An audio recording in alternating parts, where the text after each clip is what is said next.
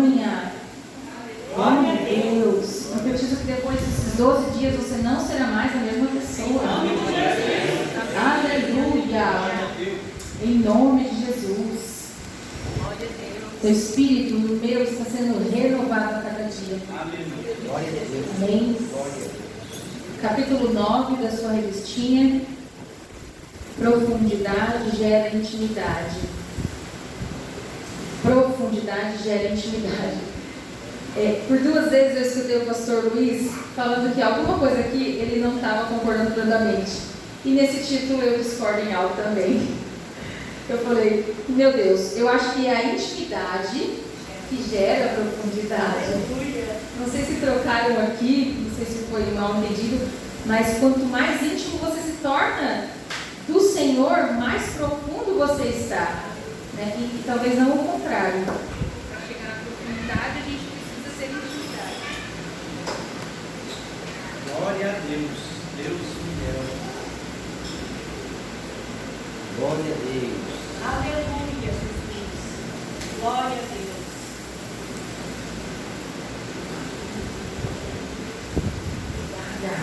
Esse menino é ligeiro, hein? Glória a Jesus.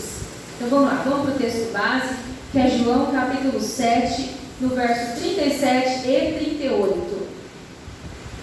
João capítulo 7, no verso 37 e 38.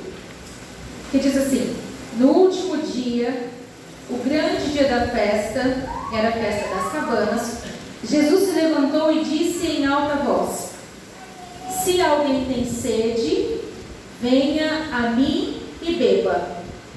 Quem crer em mim, como diz a Escritura, do seu interior fluirão rios de água viva. Você crê nisso? Aleluia. Eu vou ler a introdução, mas depois eu não prometo ler tudo, porque o texto aqui desse capítulo é grande, tá? Então eu vou fazer um resumo e vou ministrar aquilo que o Espírito Santo colocou no meu coração. Vamos ler a introdução. A profundidade nos presenteia com um precioso relacionamento de intimidade com Deus. Amamos a Deus e a sua presença, mas se não cultivarmos nossos corações diariamente, corremos o risco de nos tornarmos práticos e mecânicos na oração, leitura bíblica e adoração. A superficialidade pode nos levar a um estado de automatismo espiritual, onde fazemos as coisas rotineiramente, sem a verdadeira conexão com Deus. Este estudo explora a importância de buscar profundidade espiritual e as consequências de negligenciá-la. Eu quero frisar nessa frase que a superficialidade no relacionamento com Deus vai nos levar a um estado de automático.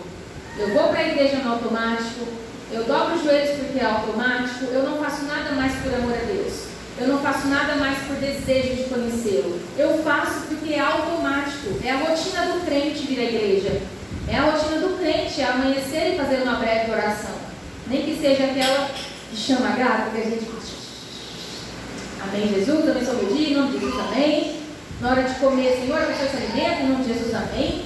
Não fazemos mais nada do profundo do nosso coração. Quando a gente está na superfície, nós fazemos tudo por rotina. E o que nós não queremos buscar, o que nós não estamos mais interessados é em rotina espiritual.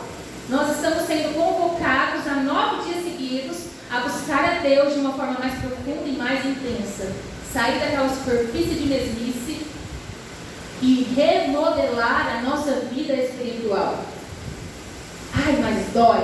Ai, mas é incômodo. Mas Deus está nos chamando a modelar de novo. Como que você ora? Remodele. Como que você tem jejuado? Remodele isso também. Como que tem sido a sua busca? A sua intensidade nas orações? Remodele isso também. Estamos sendo chamados e convocados nesses dias a ir a um nível mais profundo com Deus. Fazer a obra de Deus não significa conhecer o Deus da obra. Quantos não estão fazendo assim hoje? Até mesmo com cargos na igreja, até mesmo com obrigações dentro do culto, mas na verdade estão fazendo para Deus, mas não estão conhecendo Deus do que fazem. Então a gente precisa repensar a nossa vida hoje. Mais uma vez, o Espírito Santo nos chama. Amém? É normal, no início da nossa caminhada, no início da nossa conversão, a gente ainda ser considerado um crente carnal. É normal por um certo tempo, mas não é normal continuarmos nessa superfície, ou seja, um crente que já creu no Senhor Jesus, um crente que já aceitou essa salvação, que já quis isso para a sua vida, que quer essa salvação, mas que continua tendo e fazendo os mesmos pecados de antes. Você é salvo, mas você é carnal. E Paulo fala que existe o crente. Quem é o crente? Aquele que um dia creu, mas que continua carnal, porque não tem mudança de comportamento. E a falta de mudança de comportamento é simplesmente porque aceitamos um dia Jesus, cremos um dia nesse poder, nessa graça, e ela foi derramada sobre nós. Só que nós não mergulhamos mais profundo nela, mais profundo no conhecimento, para ter força e capacidade de abandonar o pecado. Amém, vamos para frente. Tópico 1. Fala do caminho para a intimidade. Eu quero ler do ponto em diante, ali no meio, na terceira linha. Essa busca exige passos que vão além de apenas participar de cultos e reuniões. Requer um compromisso sincero e um posicionamento firme quando ninguém está vendo. E eu quero frisar isso aqui. Ninguém está vendo. Sabe quando verdadeiramente eu e você somos transformados? Sabe quando a gente deixa de ser um crente carnal? Quando a gente é crente de verdade, quando ninguém está vendo. É nessa hora, quando ninguém está vendo, quando você está escondido, quando você está sozinho. É nessa hora que existe, que acontece a transformação. É nessa hora, no oculto. É nessa hora, quando não tem mais ninguém da igreja para falar e apontar o dedo para você. Olha, eu estou fazendo isso. Não, é quando você está em meio, a gente ímpia. Ninguém te conhece e você está praticando as coisas que não devia praticar. Se tivesse alguém que te conhecesse ali, principalmente se tivesse teu pastor te olhando, o irmão te olhando, você não faria. Isso significa que quando estamos sós,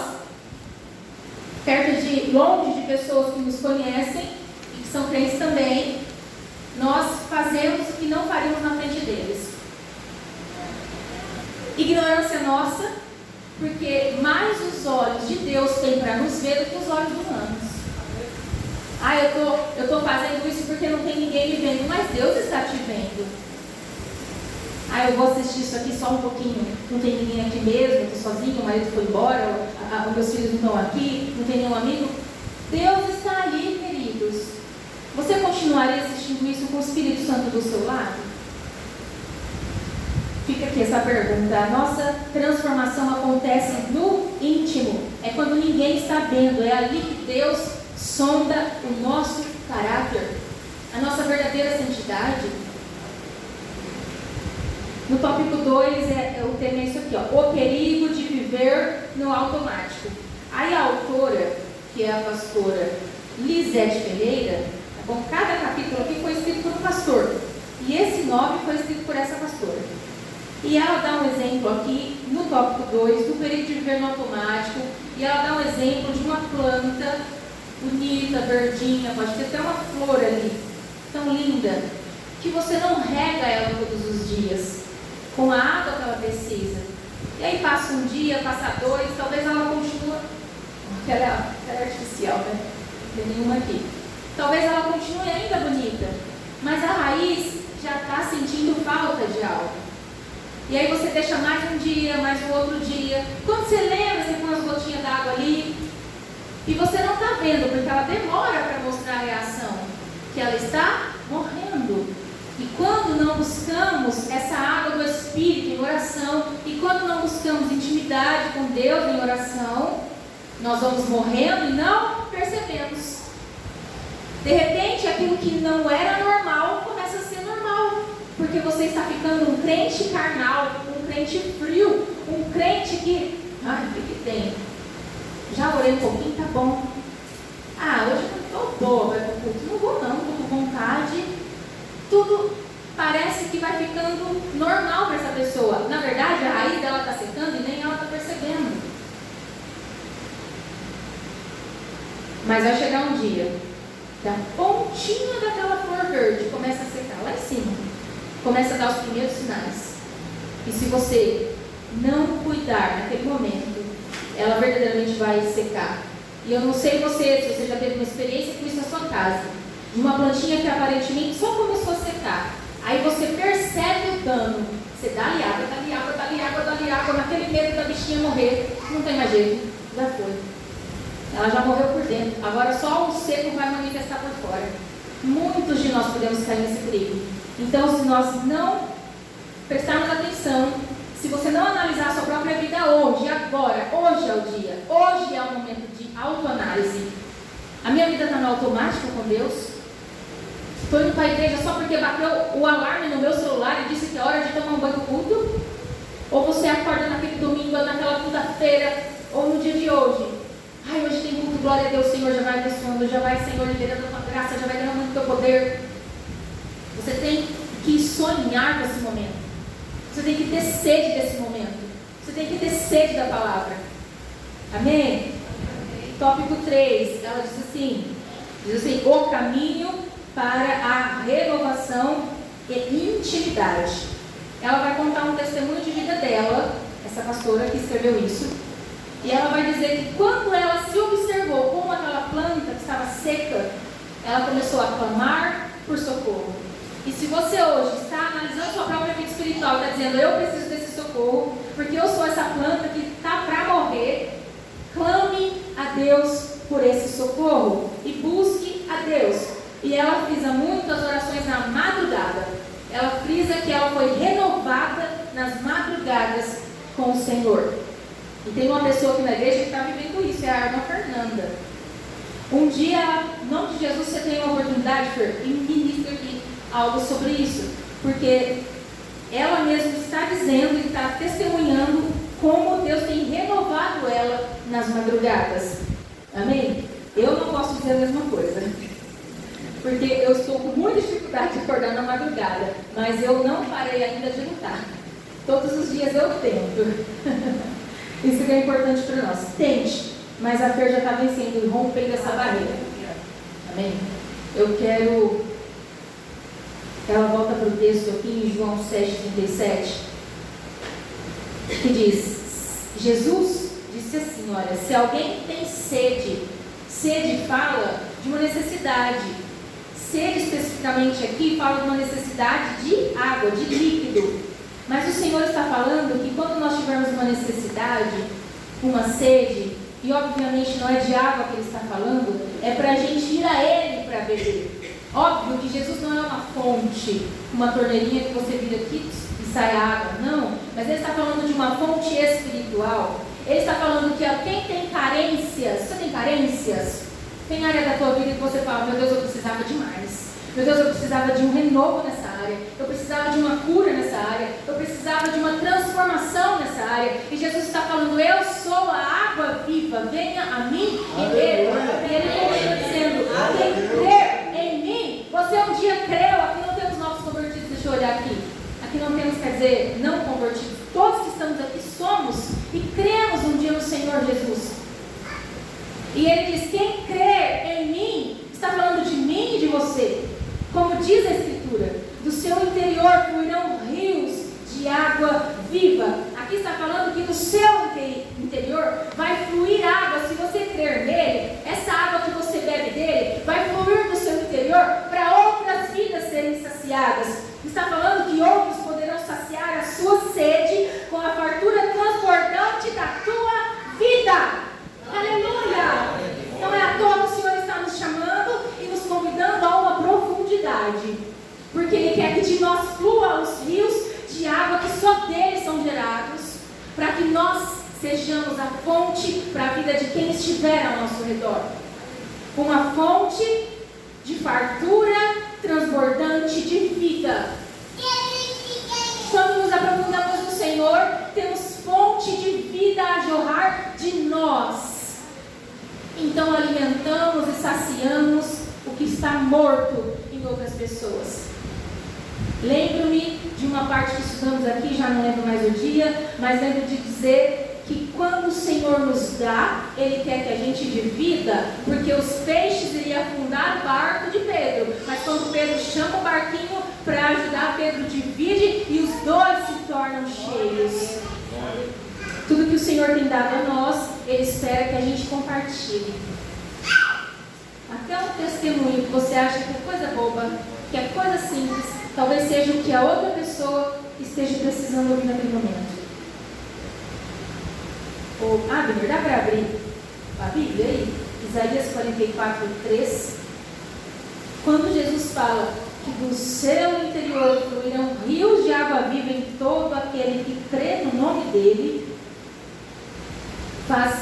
ele está fazendo uma menção de vários textos do Antigo Testamento. E um deles é esse aqui, ó. Vou fazer com que caia chuva no deserto e com que em terras secas corram rios. Aleluia! Jesus está falando daquilo que tinha morte, agora vai ter vida. E é Jesus quem faz isso acontecer. Glória a Deus. Assim também derramarei o meu espírito sobre os seus descendentes e lhes darei as minhas bênçãos. Jesus está falando, eu vou fazer fluir vida. Eu vou fazer fluir renovo. Eu farei isso. É Jesus quem faz. É Ele quem buscamos nessa noite. Aleluia. Tópico 4. Fundamentando a intimidade com Deus. Aí ela vai dar 3 tópicos que fundamentam o caminho. Aqui você não está indo na profundidade. Aqui nós estamos vindo buscar o caminho. Você sai dessa porta para fora e vai buscar sua intimidade com o Senhor.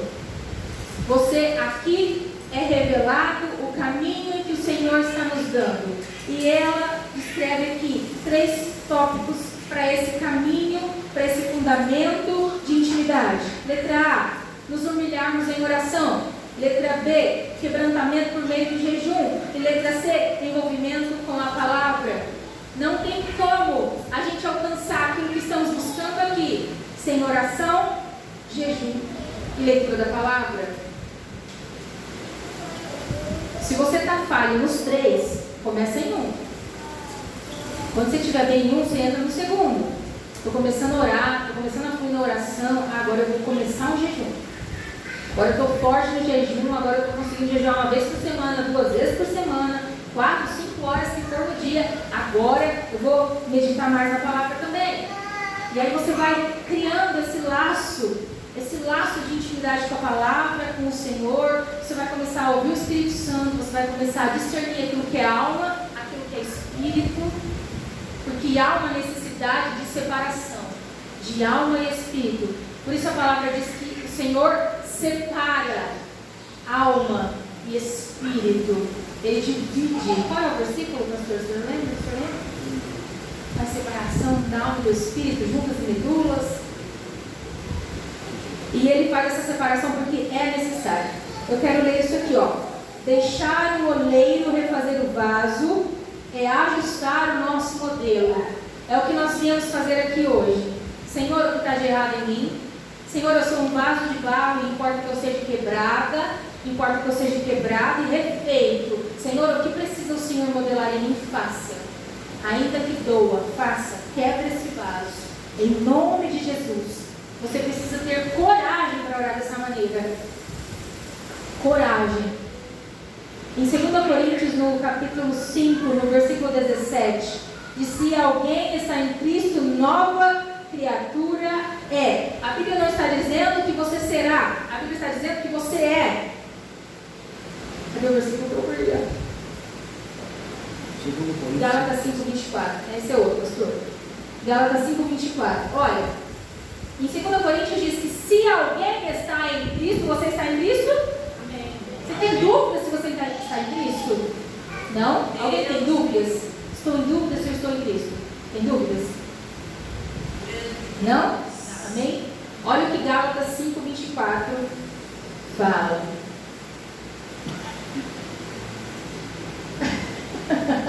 Eu olhando para ele, ele olhando para mim, agora conectou. Gálatas 5:24. Preste atenção. A Bíblia está falando que você não será, mas você é. Aí você olha para você e fala, mas eu tenho pecados. Eu ainda não abandonei todos os meus pecados. Deus está falando, eu não sei o que você tem, eu não sei sua capacidade, eu não sei os seus dons. Quer dizer, Ele sabe. Eu não me importo com isso agora, porque eu estou dizendo que você é. E o que nós temos que ter consciência e tomar posse desse conhecimento, que é verídico e verdadeiro, é que você é nova criatura. Gálatas 5:5 diz assim, as pessoas que pertencem a Cristo Jesus, as pessoas que pertencem a Cristo Jesus, quem é essa classe de pessoas? Aquele que um dia creu. Não importa o seu pecado agora. Eu não estou falando que o pecado não é importante. Estou falando que agora, para esse ensino desse versículo, está o que importa é você saber. Não importa o teu pecado hoje, não importa a tua capacidade, a tua fraqueza ou a tua força. O que Jesus está falando é, aqueles que pertencem a Cristo. Você? Você? Amém?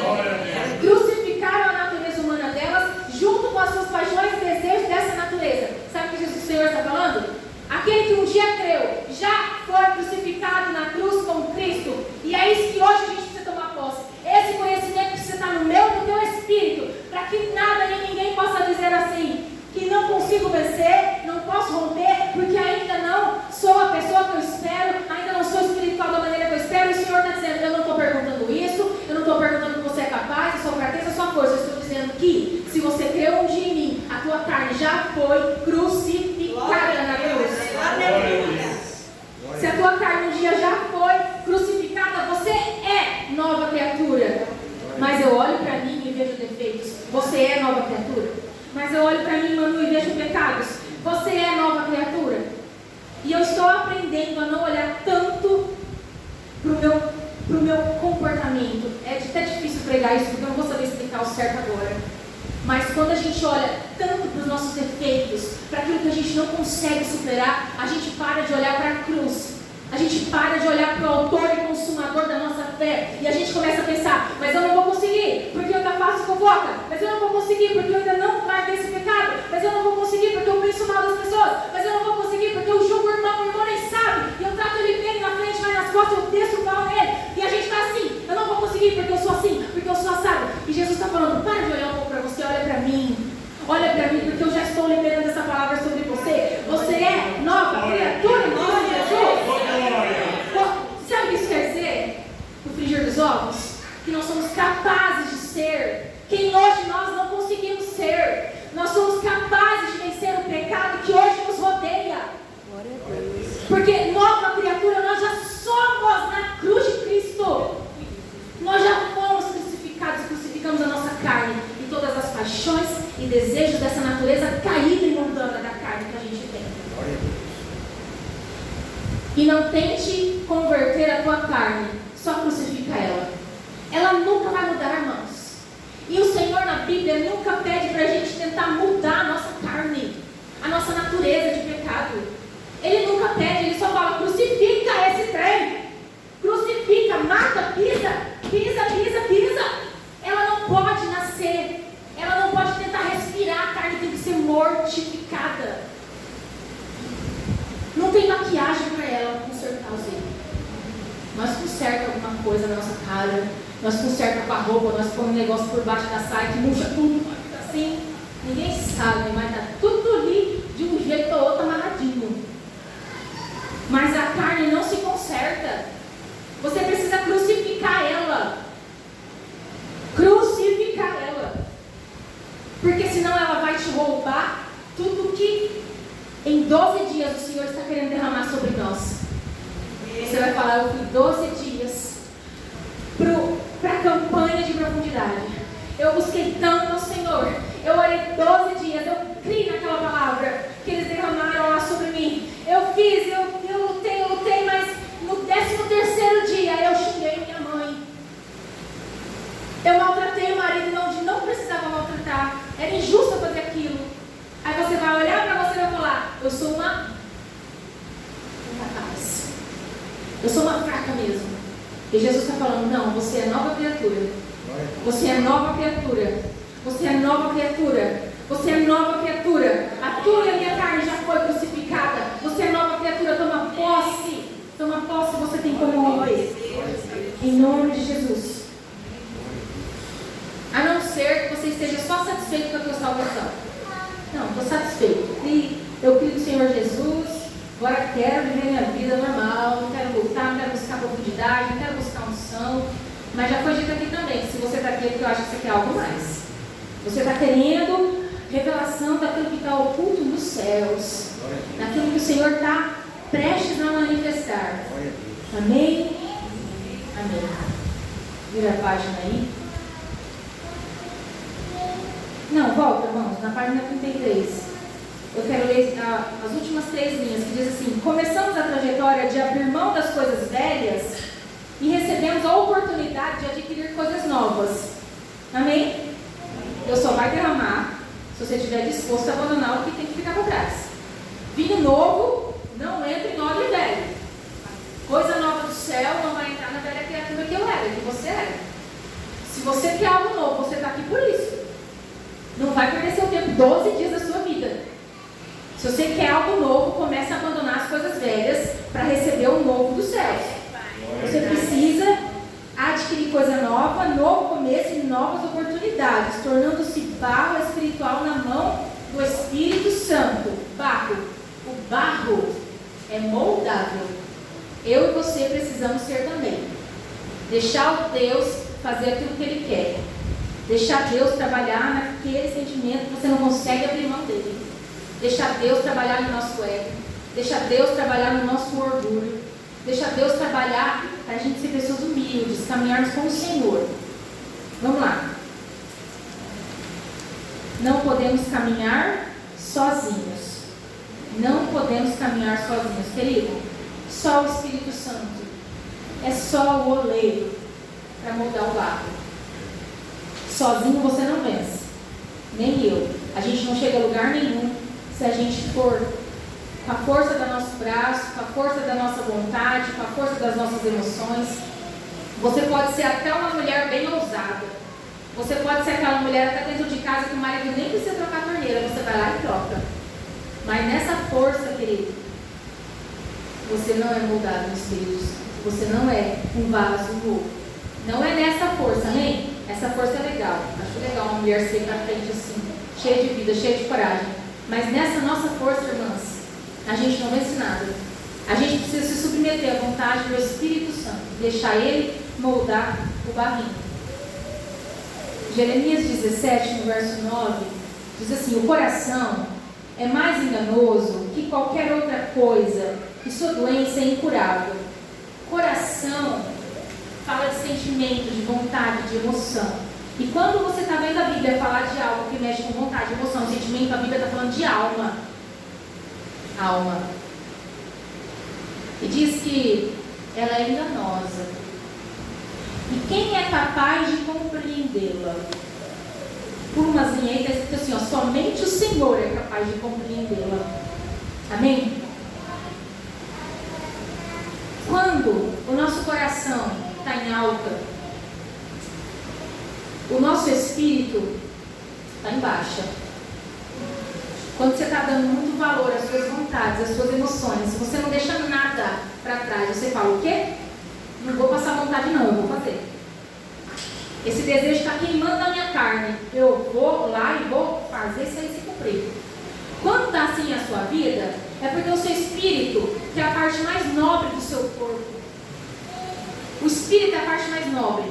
A alma está ali no intermediário e o nosso corpo, a nossa carne, é a parte mais fraca de todas. O teu espírito, que é a parte mais nobre, que é a parte que tem que ser alimentada, que é a parte que tem que ser vivificada, edificada, ele está totalmente em baixa. Quando você não consegue dizer não para um desejo, quando você não consegue dizer não para uma comida, quando você está em jejum, o seu estômago está sendo o teu rei, a rainha, o rei aí que está comandando sua vida. Quando a gente não consegue, é porque a alma está gritando tanto que o espírito tem que ficar caladinho. E a gente não pode deixar isso acontecer, porque como já foi lido, a nossa carne já foi crucificada. Se você der vazão aos desejos da sua carne, a sua alma vai ganhar força. Porque a carne é alimentada pela alma, a alma é alimentada pela carne. E o espírito está ficando abandonado. Mas se a gente quer viver vida nova, no profundo, no íntimo com o Senhor, nós vamos precisar entender e dar ouvidos ao Espírito Santo que fala somente ao nosso espírito. O espírito precisa ser edificado. Oração em línguas edifica você mesma. por isso. Nesses 12 dias, ora, pedindo a oração, pedindo o batismo, com evidência de línguas, em nome de Jesus. Vamos para a aplicação, o tempo está correndo. Eu vou ler só isso aqui, ó. Não podemos nos satisfazer com a superficialidade. Nós vamos terminar os dias ouvindo isso. Não se contente com a superfície. A busca por profundidade nos traz a renovação do Espírito e nos fortalece. Agora deixa eu ir para a conclusão. Eu quero ler o 2 Coríntios, capítulo 5, verso 20, que diz assim: portanto, somos embaixadores de Cristo, como se Deus estivesse fazendo o seu apelo por nosso intermédio. Por amor a Cristo, lhe suplicamos, reconcilie-se com Deus.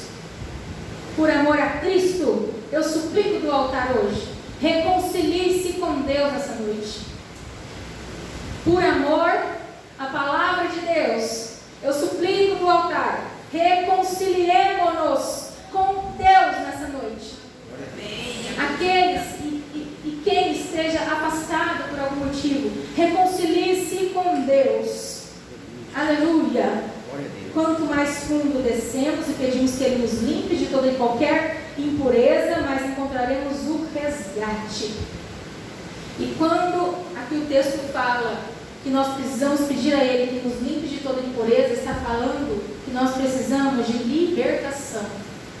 Libertação.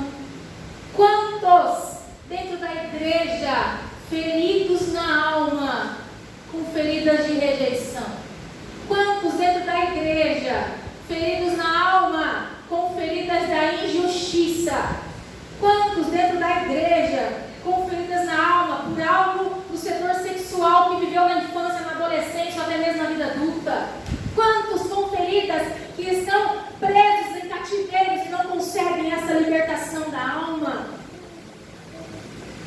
Feridas na alma têm consequências, mostram sinais. Alguns deles eu vou citar aqui. E o que o Espírito Santo me levou a estar orando nessa noite é: todo aquele que sentir, a partir de agora eu vou citar algumas características de quem sofre feridas na alma. E toda ferida na alma fala de opressão, fala que precisa de libertação. João 8,36 diz: se o Filho verdadeiramente os libertar, se o Filho os libertar, verdadeiramente nós seremos livres. Toda ferida de alma, toda característica que você tem uma ferida na alma, está gritando algo dentro de você. O Espírito Santo precisa passar essa ferida. O Espírito Santo precisa curar você nisso. Senão você nunca vai sair dessa opressão na alma e nunca vai chegar no nível de fazer o teu Espírito reinar em vida. Seu Espírito nunca vai conseguir ouvir o Espírito de Deus. Nós nunca vamos conseguir fluir no profundo se o nosso Espírito não estiver sendo edificado a cada dia. E toda ferida na alma oprime a gente. E às vezes nós temos e nem sabemos que temos. Ó, a partir do momento que eu vou falando aqui algumas características que eu trouxe, se você sentir no coração, você vem vindo para frente. Tá bom? Depois eu vou pedir para a Fernanda, pastora Edna, pastor Luiz, vir aqui também para a gente ajudar a orar por quem estiver aqui. Tá bom? Características de quem está com ferida na alma. Querido, você não sabe dizer não. Você não sabe dizer não a ninguém, você tem ferida na alma. Querida, você se magoa com qualquer coisa. Qualquer coisa te abate, qualquer palavra. Você tem ferida na alma. Você se fere com palavras das pessoas. Às vezes a pessoa não falou para te magoar e você se fere, se magoa. Ficar facilmente magoado, viver com mágoas, é ferida na alma, querida. Você precisa, meu irmão, deixar o Espírito Santo entrar nesse lugar que você tem ocultado, nesse lugar que você tem ficado reprimida, oprimida, para ser liberta. Nós precisamos ter libertação nas áreas da nossa alma para que a gente viva a vida no Espírito. Quanta coisa Satanás não tem feito contra a nossa alma para que a gente fique oprimida e não viva as coisas do Senhor. Se você se justifica o tempo todo para todo mundo, sem necessidade, é sinal de ferida na alma. Se você se compara o tempo todo com todo mundo, você tem ferida na tem dificuldade de manter um relacionamento, é sinal de ferida. Se você perde muito fácil o equilíbrio emocional, qualquer coisa te desestrutura. Uma mulher que não pode ouvir um não, uma mulher, um homem que não sabe esperar, uma mulher, um homem que não tem paciência, que não tem longanimidade, se desequilibra por qualquer coisa.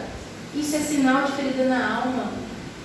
Para todo mundo você tem uma resposta agressiva. Tem ferida na alma. Uma pessoa que é curada, ela não responde às pessoas com agressividade. Ela responde com mansidão. Tem ferida na alma se você tem sentimentos de inferioridade às outras pessoas. Se você percebe que há algo em você, e daquilo que eu disse, você passa por isso, você sente isso e quiser vir à frente, sinta-se à vontade, porque agora nós entraremos em oração e nós vamos combater toda opressão, todo trauma que por uma hora ou outra na sua vida, por um momento ou outro você passou, e que isso trouxe a você essa ferida, essa dor, esse sentimento que te para, que te trava. Você quer começar algo e não consegue porque parece que algo te fala assim, lembra que você passou lá atrás, você não vai conseguir. Em nome de Jesus, seremos libertos hoje. Em nome de Jesus. Eu peço os pastores na frente para impor a mão sobre as pessoas. Fernanda também, em nome de Jesus. Eu tenho te dado autoridade, minha irmã. Vem em nome de Jesus. Você que sente que precisa ser liberto para viver algo no profundo com o Senhor.